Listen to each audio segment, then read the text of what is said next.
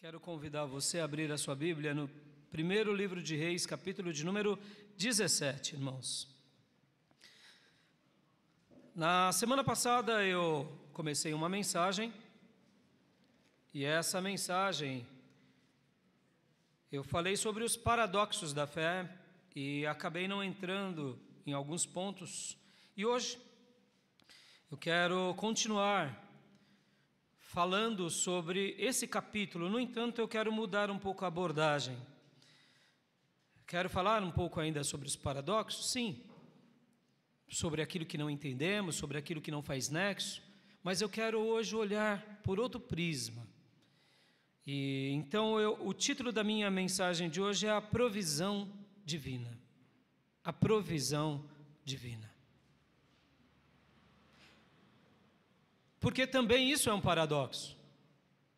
Depender de Deus. Viver na provisão. Quando lembramos da história do povo de Deus no deserto, em que eles comeram maná durante 40 anos, tem nexo? Tem lógica? Num deserto. Pastor, e ficaram 4 dias? Não. Ficaram 4 meses? Não. 4 anos, então? Não. 40 anos. Mas não faltou comida? Não. Mas dava para plantar? Não. Mas por que não? Porque era deserto. Você não planta no deserto. Mas como aconteceu? Aconteceu. Por que aconteceu? Porque Deus providenciou. A mão da providência divina esteve com eles. Amém, irmãos? Fantástico. Então hoje eu quero olhar esse capítulo olhando a provisão, a mão da provisão. Eu me recordo de um dia que eu estava preocupado. Eu sempre fui de uma natureza muito preocupada, ansiosa. E essa minha natureza ansiosa, Deus foi trabalhando e quebrando isso na minha vida para eu aprender a confiar mais em Deus. Mas teve um dia, há poucos anos atrás, que me deu uma ansiedade sobre o futuro. Eu falei, meu Deus, deixa eu abrir meu coração aqui. Ser um pastor integral é muito difícil. É muito difícil. Porque você vive na dependência de Deus o tempo todo. E eu sempre fui uma pessoa extremamente lógica, calculista, detalhista, vocês me conhecem.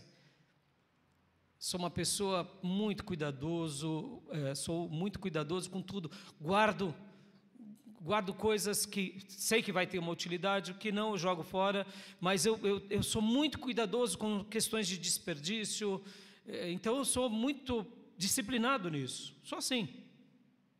Se eu sei que não dá, não faço. Se eu preciso, eu oro para que Deus abra a porta. Eu sou assim. Nunca fiz dívida, porque eu sempre vislumbrei o ministério integral, porque desde quando eu me converti, o Espírito Santo aqueceu meu coração, mostrando que Ele tinha um chamado para mim, e eu sempre aprendi que o cristão ele não deve nada a ninguém, exceto o amor. E eu sempre quis essa liberdade, essa autonomia de estar seguindo a vontade de Deus em qualquer lugar, com liberdade, sem estar preso a nada. E assim vivo, até hoje. E logo no início do meu pastorado foi um pouco mais difícil, porque em vez em quando a ansiedade aflorava e eu não sabia administrar, mas desde 2009 para cá, dando tempo integral, nada, já são 14 anos, irmãos. Mas teve um período em que deu uma ansiedade. Ai, meu Deus, como que vai ser esse ano, meu Pai? E aí, como que vai ser os próximos anos, meu Deus? E essa ansiedade foi me consumindo e aí eu já não conseguia mais pensar em nada e voltei para aquela ansiedade, que Deus já tinha me ajudado a ser liberto. Aí o Espírito Santo colocou assim no meu coração, na minha mente. Eu cuidei de você quando era criança? Aí eu lembrei, sim. Deus cuidou de mim, no meio de um lar pobre, mas Deus cuidou de mim. Eu cuidei de você quando você começou a trabalhar aos 14 anos, e parecia que não tinha projeto nenhum pela frente, porque era um trabalho simples, de uma família simples, estudando à noite. E você ali foi sustentado por mim? Eu falei, fui. Eu cuidei quando você casou, te dando o necessário para casar, para sustentar uma família, sim. E nesses anos de tempo integral, tem faltado alguma vez algo? E aí eu olhei assim, falei, já tinha o quê? Uns 8 anos de ministério integral. Não faltou nada. E agora, está faltando alguma coisa? Também não está faltando nada. Se eu cuidei de você até agora, porque eu não cuidarei no seu futuro o restante da sua vida. Aleluias. Oh, meus irmãos, isso caiu sobre mim como uma palavra poderosa e libertadora. A ansiedade caiu por terra e ali eu respirei e falei, Senhor, indiferente da época, indiferente dos tempos, das dificuldades, das lutas, das compreensões ou incompreensões, ou seja, dos paradoxos, o Senhor cuidou da minha vida e do meu lar. E se o Senhor fez isso, o Senhor o fará enquanto eu viver. Posso ouvir glórias a Deus, meus irmãos? Eu estou contando esse meu testemunho porque eu sei que isso também se aplica à sua vida. Tem hora que a gente olha para o futuro e parece que Deus vai se esquecer da gente, não é? A gente já começa a imaginar que Deus não vai mandar o pão, não vai mandar a água, nem a roupa, nem o dinheiro para as contas, não é assim? Agora eu te pergunto, mas Ele não mandou até hoje? Ele não cuidou até agora?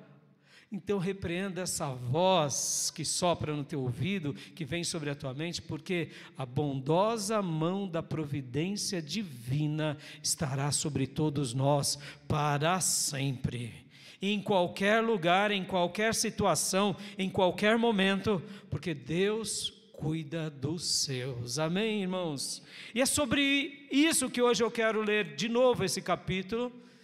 E eu quero olhar sobre essa mão da providência, essa mão da providência divina, que é uma mão poderosa, que nós precisamos enxergá-la, notá-la, vê-la, se agarrar a essa mão e dizer, bendito seja o teu nome, Senhor, porque o Senhor cuida de nós. O problema, irmãos, antes de lermos o texto, deixa eu dizer mais uma coisa, o problema não é a mão da providência, é a nossa gratidão. É o nosso orgulho. A gente diz, foi providência, Senhor, mas não foi o que eu queria. Foi providência, foi comida, mas não é.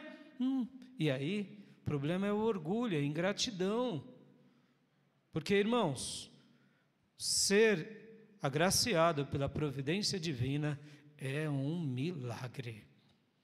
Irmãos, olha o planeta como está. E a gente não se preocupa se está na época de plantar arroz, feijão, se está na época de que fruta. O mundo mudou, mas Deus continua dando a sua providência. Deus continua cuidando dos seus. Deus continua fazendo coisas extraordinárias. E eu ouso, e digo e afirmo, porque a mão da providência divina sempre estará sobre o ser humano e principalmente sobre os filhos de Deus.